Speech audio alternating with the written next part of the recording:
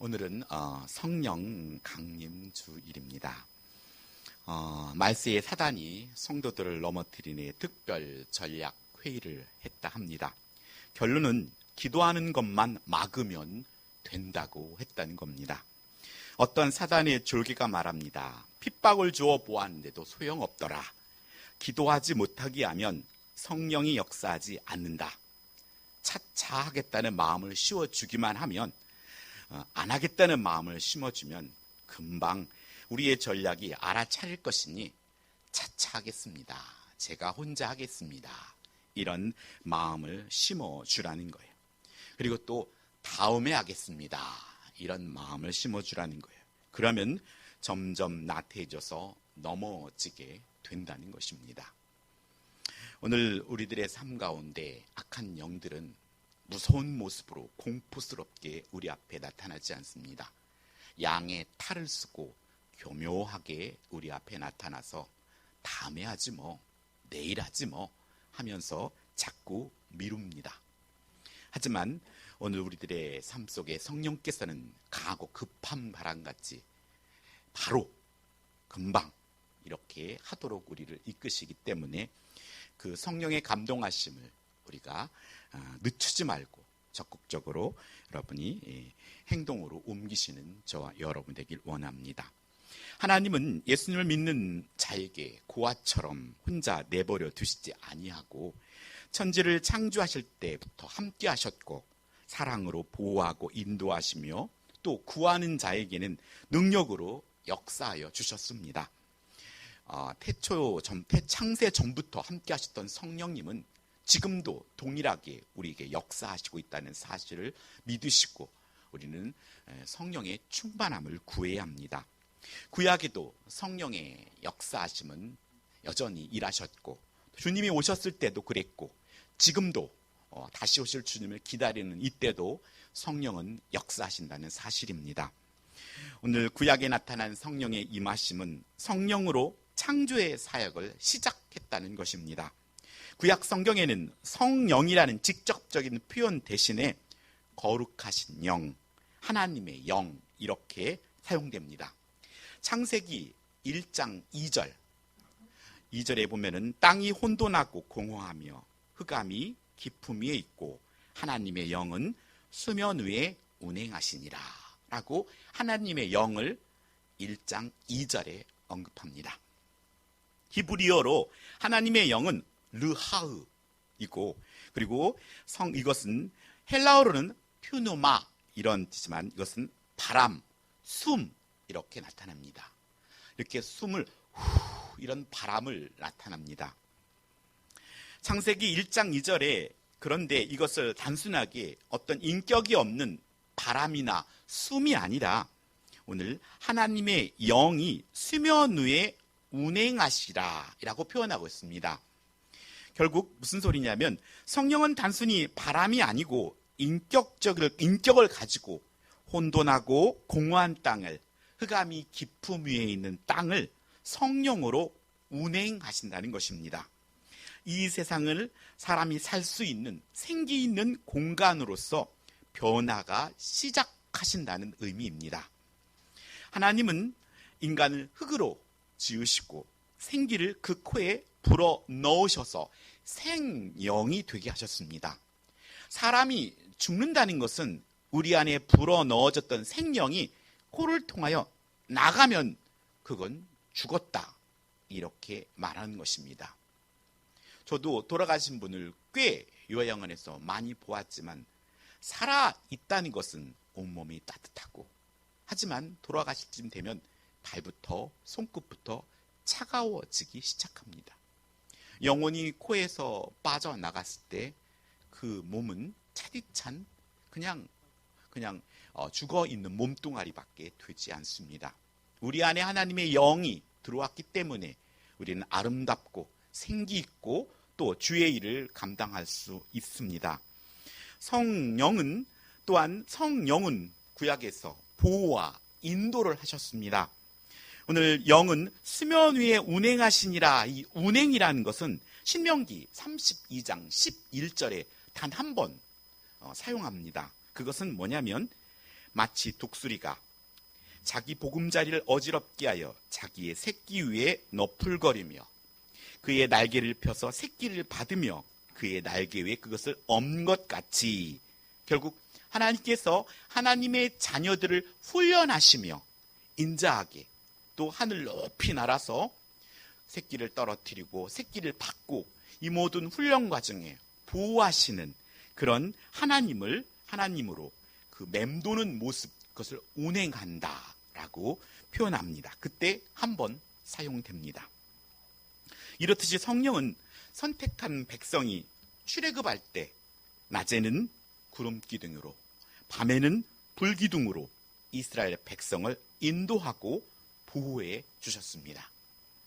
하지만 또 성령은 일하는 사람들에게 역사했다는 것입니다. 하나님의 영은 구약의 많은 인물들에게 부어주셔서 특별한 능력으로 하나님의 일을 수행하게 하셨습니다. 그래서 전쟁할 때 용기와 힘을 주셨고, 또 예언 및 재판할 때 지혜를 주셨고, 또 성막과 이런 모든 기물들을 만들 때 그들에게 기술과 지혜를 주셨습니다. 하나님의 영이 백성들에게 충만하게 부어질 때 그들은 새 영과 새 마음을 받게 되었고 자기 죄를 위해서 애통하며 회개하게 되었다는 것입니다. 이 성령의 일하심은 새로운 것, 새 것, 이런 부분과 연관됩니다. 그런데 하나님은 그 일을 어떻게 하도록 하셨냐면 기도를 통하여 하셨다는 것입니다. 성령의 구약의 많은 인물들은 하나님께 기도하는 모습을 볼 수 있습니다. 홍해가 가로막혔을 때, 또 수르 광야의 마라에서 쓴물이 났을 때, 또 신광야 르비둠에서 물이 떨어졌을 때도, 또 아말렉의 적들이 후미진 곳을 쳤을 때 모세는 산에 올라가 기도의 손을 올리며 이 문제를 해결했다는 것입니다. 그래서 성령과 항상 연관되는 것은 성령은 새로운 사역과, 또 성령은 우리를 보호하시고 인도하시고, 또 성령은 하나님의 자녀, 특정한 선택된 자들에게 성령으로 부어주셔서 하나님의 일을 하게 하셨고, 그 일 속에는 항상 기도라는 이것이 필요했다는 사실입니다.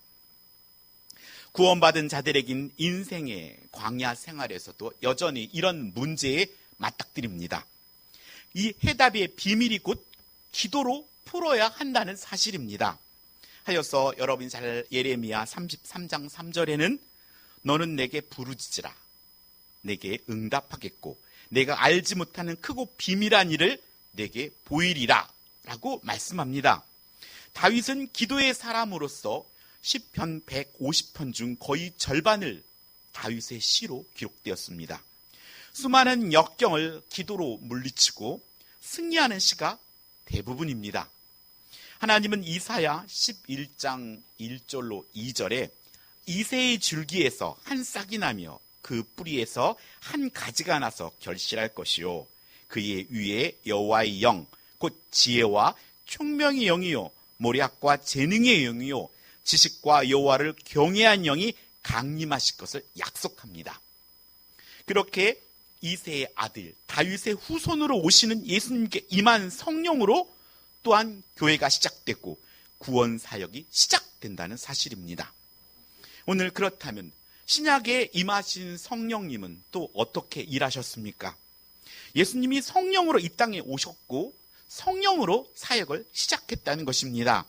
하나님이 약속한 메시아의 어머니인 마리아를 선택했습니다. 그리고 성령으로 잉태하여서 이 땅에 성자이신 예수님을 오게 하셨고 예수님의 공적인 사역도 세례 요한을 통해 세례 받으실 때 성령이 비둘기같이 임함으로 사역이 시작됐다는 것입니다. 또한 예수님은 이렇게 성령이 구약에서 인도하고 보호하였던 것처럼 예수님은 성령의 그런 사역들을 당신은 이 땅에 오셔서 펼치셨습니다. 그 절정이 바로 십자가를 지신 사건입니다. 예수를 믿는 자는 새로운 백성을 삼으셨고 자신이 길이요 진리요 생명이란 말씀에서 새로운 가정인 교회로 인도해 주신 분이 하나님이심을 믿으시기 바랍니다. 중요한 것은 하나님께서 여러분의 가정에 하나님께서 우연인 것 같지만 재건남설교회 보내주셨다는 것입니다. 그러니 여러분은 재건남설교회 한 지체라는 것입니다. 지체는 그 지체의 역할을 감당하지 못할 때 우리말로 장애인이 됩니다. 어르신들 중에 가장 많이 또 나타나는 것이 중풍입니다. 옛날 말로 말하면 한 부분이 마비되는 것이죠. 그래서 어르신들이 한쪽 팔을 못 쓰시고 한쪽 부분을 못 쓰시는 분을 봅니다. 그렇듯이 오늘 하나님의 머리로부터 공급되는 명령이 말단과 손과 발과 부분으로 전달되지 아니하면 그것은 붙어 있지만 제 기능을 하지 못하는 것입니다. 그렇기 때문에 맡겨진 일을 충성되이 감당함으로 말미암아 유기적으로 같이 움직여야 한다는 사실입니다. 오늘 예수님께서는 가난하고 아프고 힘없는 편에서 일하셨고 우리를 구원하기 위한 십자가를 지심으로 우리가 가망 없는 인생의 구원의 길을 열어주셨다는 것입니다. 아이들 말로 부자도 못 가고 어여뻐도 못 가고 믿음으로 가는 나라입니다. 그렇기 때문에 오늘 하나님께서 십자가로 구원의 길을 열어주셨다는 것은 우리에게 은혜라는 사실입니다.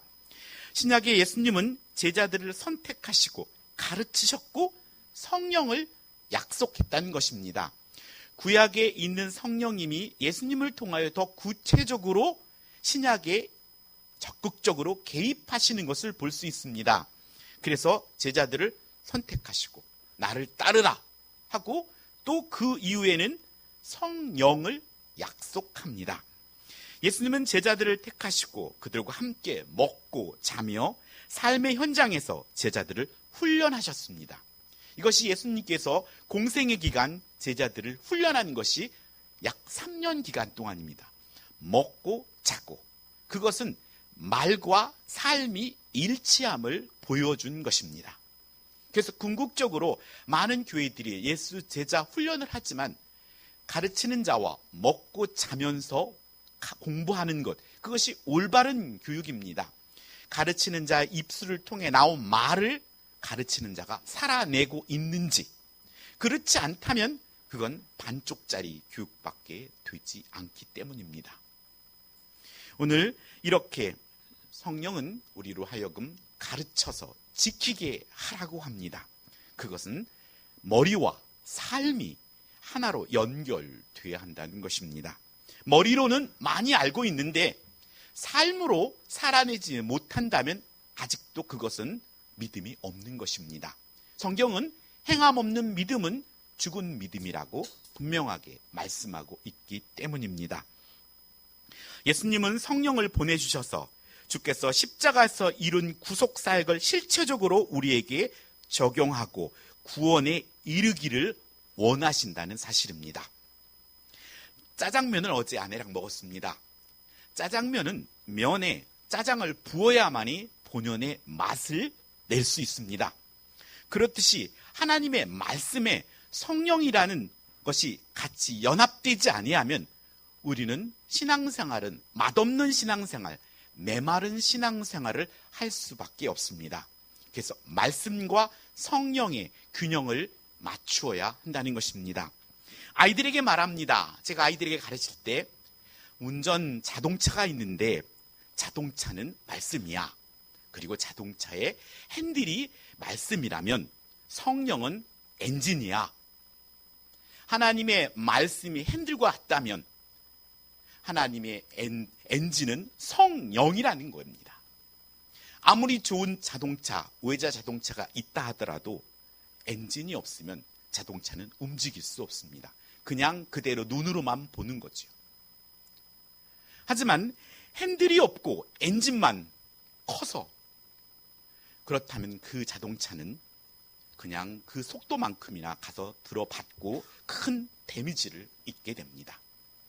그래서 핸들과 엔진이 조화를 이루어야 됩니다. 붕붕 하면서 큰 힘을 가지고 하나님의 말씀으로 하나님이 원하시는 방향으로 힘있게 운전해 나가는 것, 그것이 하나님이 우리에게 원하시는 인생입니다. 여러분의 삶의 신앙이 전진하지 않고 그냥 가만히 정체되어 있는 것 같다면 여러분의 엔진은 기름이 떨어졌고 여러분의 엔진은 아직 엔진의 역할을 못하고 있는 것입니다. 만약 여러분이 하나님의 말씀을 많이 알지 못하고 그냥 성령만 충만해 있다면 여러분은 누군가 들어받고 있을 것입니다. 그리고 상처를 주는 겁니다.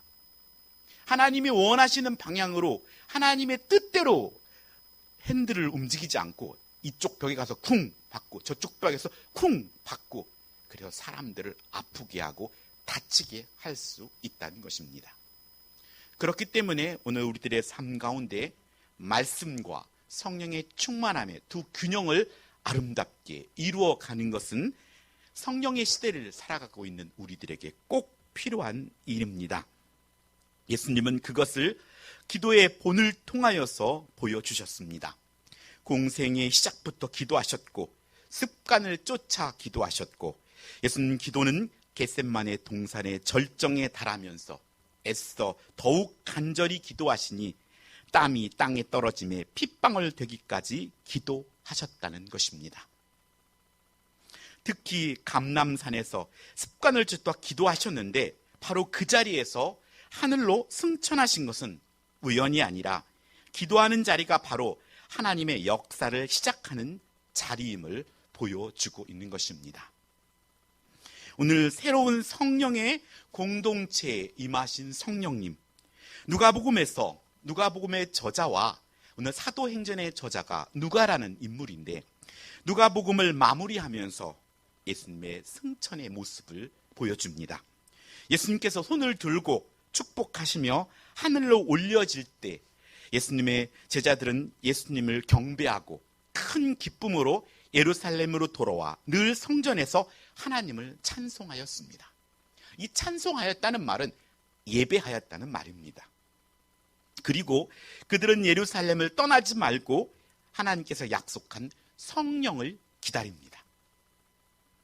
오직 성령이 임하면 죽었던 흙덩이 같은 인생이 권능을 받고 엔진을 장착하고 그리고 예루살렘과 온 유대와 사마리아 땅끝까지 이르러 내 증인이 된다고 말씀하고 있습니다. 이제 제자들은 새로운 성령의 공동체를 위해 무엇을 하라고 요구합니까? 그건 첫 번째 14절에 오로지 기도에 힘썼다라고 말합니다. 기도에 힘썼다. 어쩌면은 주유소에 가서 기름 넣듯이 기름 만땅이요 하면서 여러분의 삶 속에 기도를 통하여 내 자동차에 기름을 만땅을 채우면 자동차로 가는데 무리 없습니다. 그런데 자동차에서 불이 앵꼬불이 탁 들어오고 깜빡깜빡하고 찻길은 막히고 그러면 불안해집니다. 언제 이 자동차가 설지 어떡하나 이런 불안한 삶을 살게 됩니다. 다시 오실 주님을 기다리며 새로운 성령의 공동체가 할 일은 오로지 기도에 힘쓰는 일입니다. 하나님의 일은 하나님의 엔진이 장착되어야 합니다. 그러지 아니하면 하나님의 일은 감당되지 않습니다.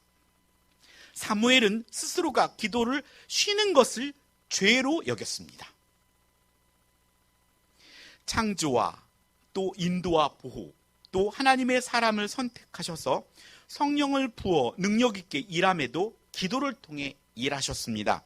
그러니 이 땅을 향한 하나님의 자녀는 기도를 통해 성령의 충만함을 입고 이 땅에서 그리스도의 편지로 또 그리스도의 향기로 또 하나님의 나라를 선전하는 자로 살아갈 수 있는 비결은 오로지 기도에 있다는 사실입니다.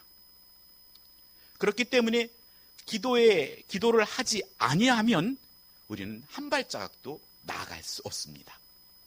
한 발자국 나갈 수 없을 뿐만 아니라 삶이 메말라지게 된다는 것입니다. 하여서 오늘 저희 여러분이 코와 입을 막고 얼마나 버틸 수 있습니까? 예전에 킬링필드라는 영화를 제 고등학교 때 한번 학교에서 보여준 적이 있습니다. 거기에 지금도 인상 깊게 남는 것이 어떤 소녀 같아, 여자가 한 사람이 묶여있는데 비닐봉다리로 머리에다 팍 세우는 거야, 이렇게. 그러면서 숨을 못 쉬니까 죽는 거예요. 그렇듯이 기도는 영혼의 호흡입니다. 우리가 기도하지 않고 하나님의 자녀로 살 수가 없다는 것입니다. 숨을 안 쉬고 5분을 넘길 수 있겠습니까? 하지만 우리는 기도하지 않고 살아갑니다.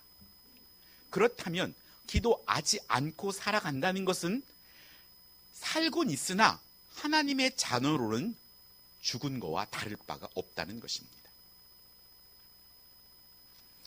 하루는 24시간입니다. 저는 24시간에 10의 1조를 기도를 해보려고 애씁니다. 2시간 40분. 그것은 힘들다면 초보자에겐 30분, 중급반 1시간, 고급반 2시간 도전해 보시기 바랍니다. 여러분의 삶이 아침에 눈을 떠서 잠을 자기까지 합한 시간이, 기도의 시간이 적어도 초보는 30분, 중간은 1시간, 좀 더 도전해 보시면 2시간 도전해 보시기 바랍니다. 저는 고급반에 도전해야겠죠. 여러분의 삶 가운데 기도하지 않는다면 교만할 수밖에 없습니다. 기도한 사람은 겸손한 사람입니다. 하나님의 나라는 기도로 출발합니다. 하나님의 역사도 기도로 시작됩니다. 어떻게 초대교회가 박해를 이기고 승리하였는가? 어떻게 저들이 삶의 변화받아 능력을 얻고 주님의 증언의 사명을 감당할 수 있었는가? 그 해답의 키는 그들이 예루살렘을 떠나지 않는 소수의 무리들이 오로지 기도에 힘썼다는 것입니다. 순교신앙의 키는 기도입니다.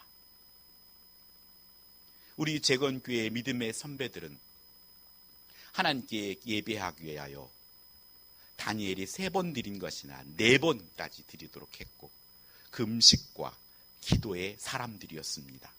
그렇기 때문에 순교신앙을 이룰 수 있었던 것입니다. 그렇다면 지금 22년을 살고 있는 재건이라는 이름을 달고 있는 저희들은 그러면 얼마나 양의 기도를 하고 있는 것인가? 기도하지 아니하면 순교신앙을 택도 없습니다. 오늘 사도행전에 나타나는 모든 하나님의 역사의 시작은 곧 기도로 시작하였음을 바로 알고 우리 역시 인생의 길과 또 삶의 모든 영역에서 기도로 풀어야 합니다. 하나님께서 약속하신 것이 내려오실 때까지 우리는 기도해야 합니다. 그렇다면 무엇을 기도해야 합니까? 하나님의 약속의 성취와 성령 충만을 구해야 합니다.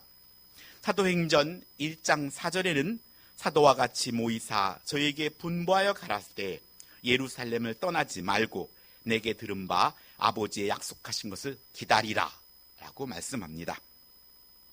아버지의 약속하신 것, 즉 다른 보혜사인 성령을 기다리라는 것입니다. 이 사건은 성령 강림 전의 사건이지만 지금은 우리는 예수 그리스도께서 십자가에 못 박혀 죽으셨다, 부활하셨고 승천하셨고 믿는 자들에게 성령을 부어주셨습니다. 지금은 성령의 시대며 오늘 우리에게는 성령의 충만함을 구해야 합니다. 충만함이라면 어떻게 여러분에게 쉽게 설명될 수 있을까요? 2층 교육관에 약간 어두워요. 조명이 여러분 삶에 딱 보면 이 정도면 됐어. 한데 조명을 반 꺼버리면 컴컴해. 좀 밝았으면 좋겠는데. 사람마다 기대치가 있지 않습니까? 음식을 먹어도 조금만 더 먹었으면 좋겠는데 배불러. 이 정도. 충만이라는 것은 만땅 어느 정도 자기가 찰 만큼 차야 된다는 것입니다. 그렇지 아니하면 우리는 부족함을 느낍니다. 세상의 물질도 권력도 한없는 욕심을 통하여 이 정도 했으면 좋겠는데 그건 한도 끝도 없습니다. 하지만 우리들의 삶 가운데 이렇게 저는 전작과를 나왔기 때문에 이 전기 시스템과 우리 교회가 되어 있기 때문에 스위치만 올리면 전기불이 탁 들어옵니다. 하지만 저 밖에는 저 광야에는 이런 시설이 하드웨어가 되어 있지 않기 때문에 불을 켤 수가 없습니다. 이렇듯이 예수님 믿는들에게는 하나님의 영이 임하셔서 이런 구조를 딱 우리 안에 만들어 놓으셨기 때문에 우리는 스위치만 키면 성령의 충만함을 받을 수가 있습니다. 하지만 기도의 양이 차고 분량이 차서 우리가 원할 때 이 정도면 됐어 하는 충만만큼을 체험을 유지해야 한다는 것입니다.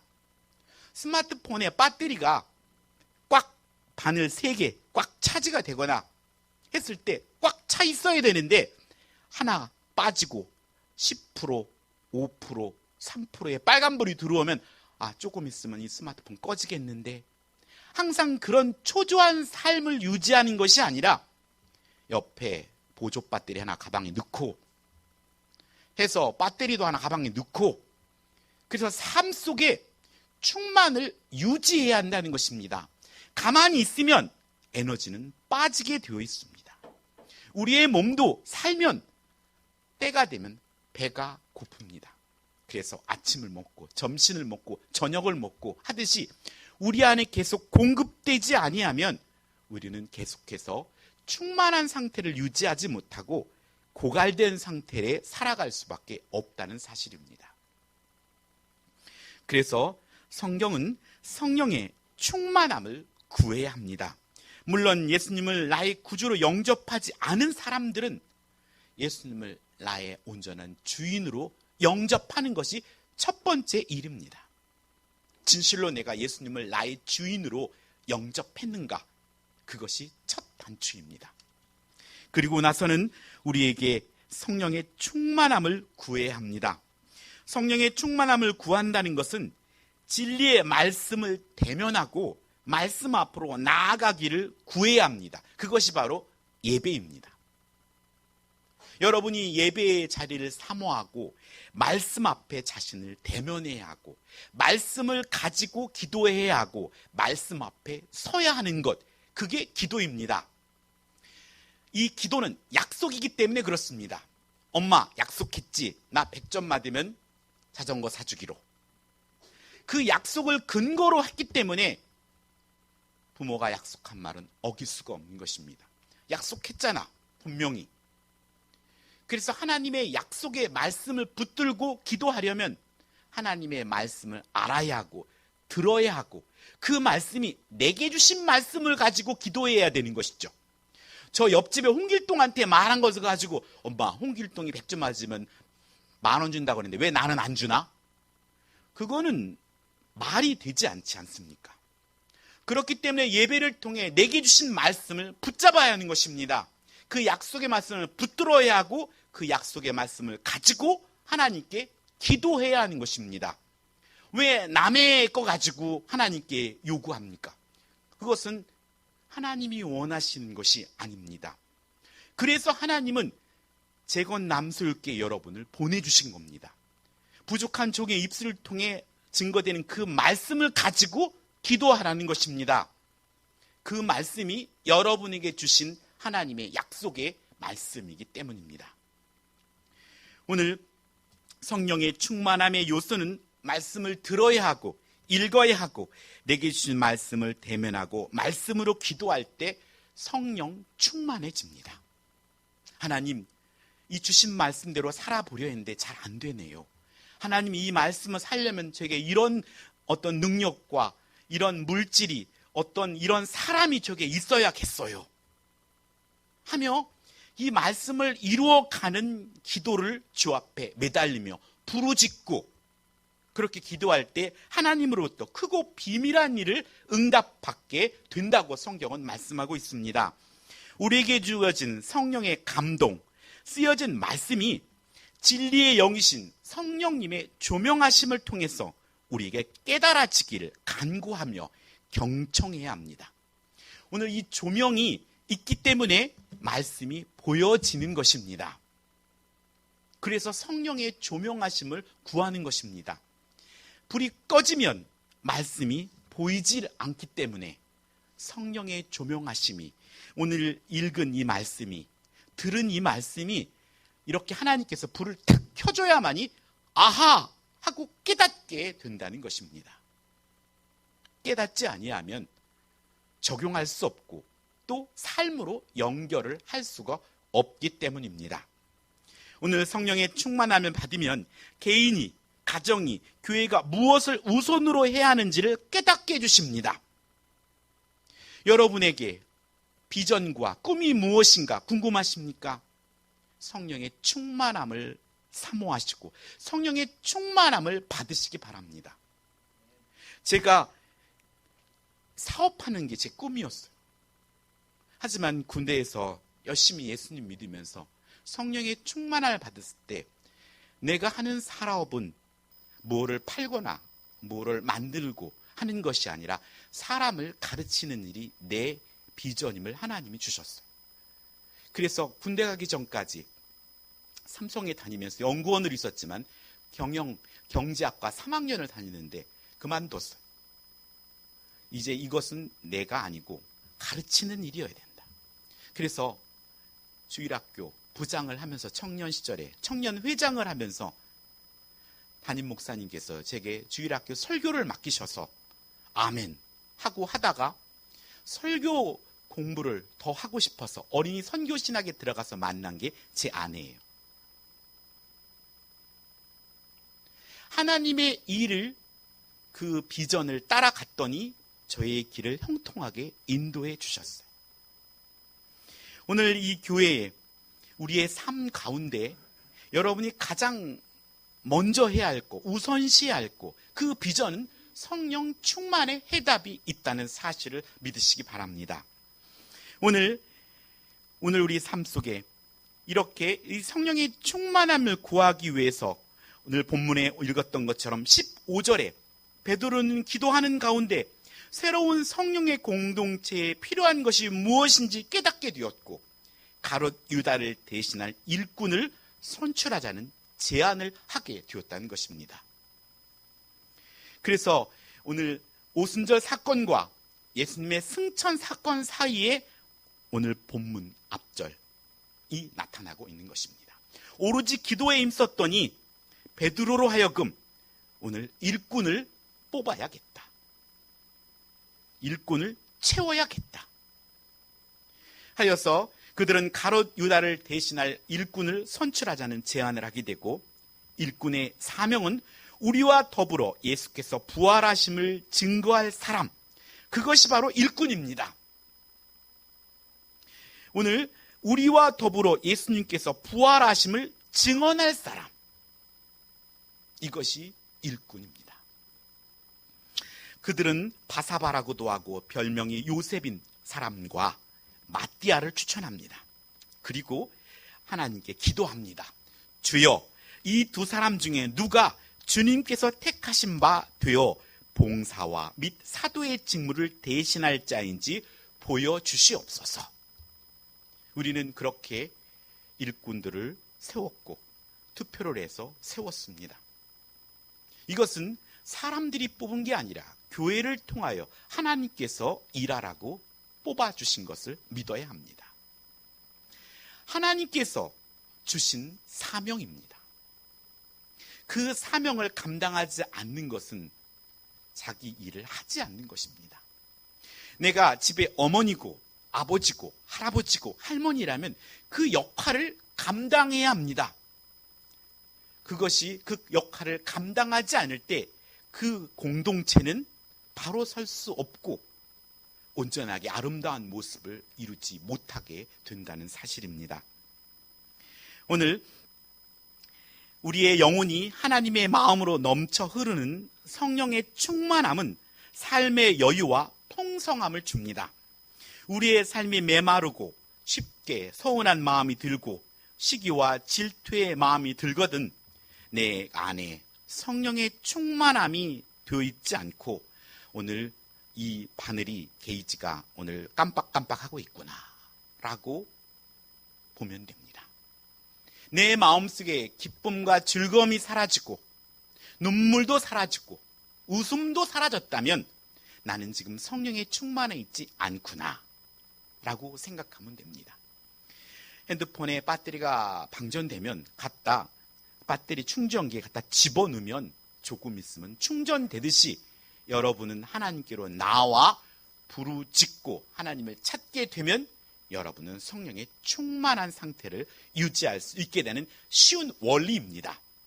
알고 있고 또 어쩌면 들었겠지만 그렇게 행하지 아니하면 우리는 성령의 충만한 삶을 살아갈 수 없게 됩니다. 하여 주 앞에 나와서 주여 주여. 어떤 때는 기도의 소리도 나오지도 않고 그냥 앓는 소리밖에 할 수 없어요. 진짜 아프면 아프다는 말도 안 나오죠.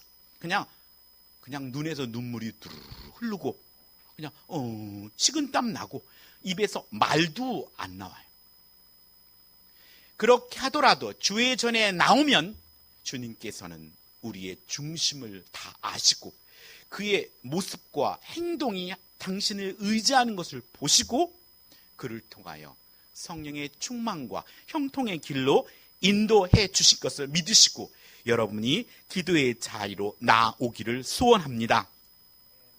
오늘 찬송가 413장은 내 평생에 가는 길 순탄하여입니다.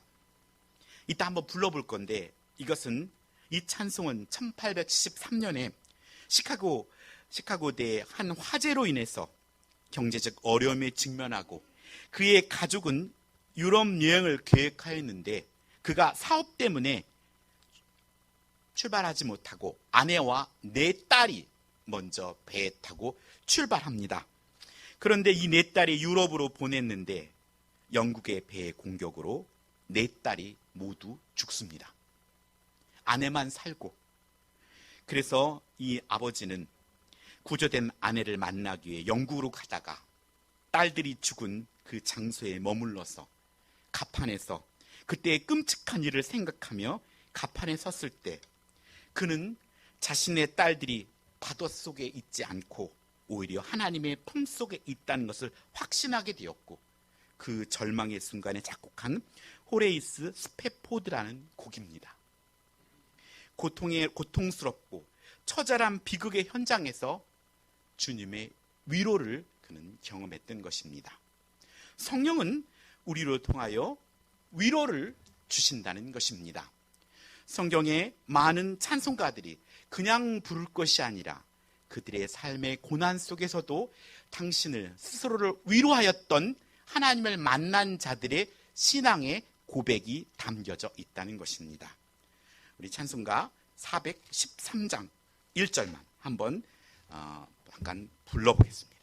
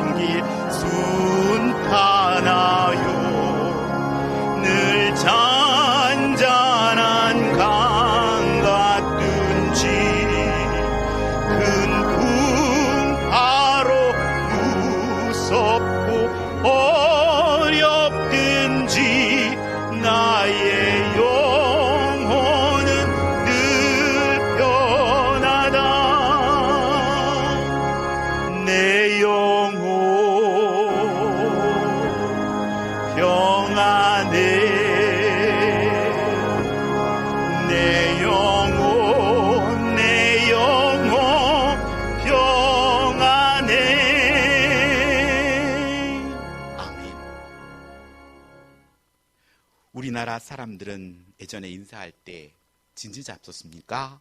그게 우리나라 인사였습니다. 하지만 이스라엘들은 평안하십니까? 하고 샬롬 하고 인사합니다. 우리들의 삶 가운데 여러분은 진정 예수 그리스도로 인하여서 평안하십니까? 육신적으로는 힘들더라도 마음 말입니다. 하나님이 주시는 평안, 성령의 충만함을 통하여 여러분 안에 하나님이 주시는 위로함이 있기를 소원합니다. 누가복음 11장 13절에는 너희가 약할지라도 좋은 것을 자식에게 줄 줄 알거든 하물며 너희 천부께서 구하는 자에게 성령을 주시지 않겠느냐. 우리가 구하면 하나님께서는 성령의 충만함을 주신다고 약속했습니다. 성령의 은사, 은혜, 능력으로 주의 일을 하는 수준에 이르기를 축원합니다. 오늘 두 번째 마지막으로 그들은 더불어 마음을 같이하여 모였다고 말합니다. 더불어 마음을 같이 했다는 말은, 그렇게 저녁 기도에 힘썼다는 것은 예배의 자리에 몸도 나오고 마음도 같이 했다는 것입니다. 그냥 집에서 인터넷 드리는 게 편하고, 어쩌면 그냥 이부자리 속에서 스마트폰으로 예배 드리는 것도 편할 수 있습니다. 하지만 사랑은 편한 것이 아닙니다.